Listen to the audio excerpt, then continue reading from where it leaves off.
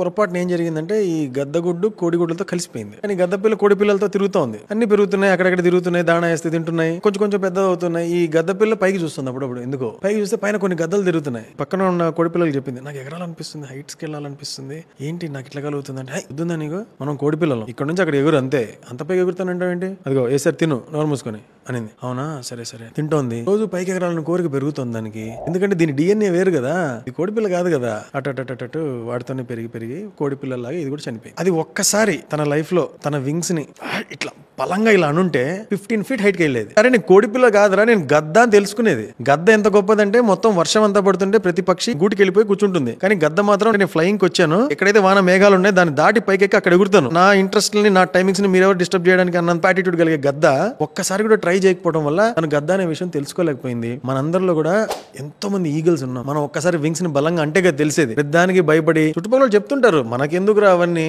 అంటుంటారు. మనలో గద్ద ఉంటే దాన్ని ఎప్పుడు బయటికి తీసుకొచ్చేది. ఒకసారి ట్రై చేయాలి. ప్రతిదానికి భయపడుతూ కూర్చుంటే అయ్యే పని కాదు. క్యాలిక్యులేటెడ్ రిస్క్లు ఉంటాయి, తేల్చేయాలి లెక్క అక్కడక్కడ. ఒక్కసారి ట్రై చేస్తే తెలుస్తుంది నువ్వు ఎంత పైకి వెళ్ళగలవు, ఎంత యాటిట్యూడ్ ఉన్న గద్దవు నువ్వు అని తెలుస్తుంది. నువ్వు ఒక్కడే ఎదగడం కాకుండా నీతో పాటు ఇంకొక 1,00,000 మందిని హైట్స్ కి తీసుకెళ్లగలవు, ఇంకో కొన్ని కోట్ల మందిని ఇన్స్పైర్ చేయగలవు. కాబట్టి ఆ వింగ్స్ ని ఊపడం అనేది నీ రెస్పాన్సిబిలిటీ. ఏదో ఒక టైంలో నీ లైఫ్ లో ఎంత అర్లీగా వీలైతే అంత అర్లీగా క్యాలిక్యులేటెడ్ రిస్క్ తీసుకుని ఒక్కసారి నీలో ఉండే ఆ ఈగల్ని బయటికి తీసుకుంటారు. నువ్వు ఎంత గొప్పడువో నీకు కూడా తెలియదు.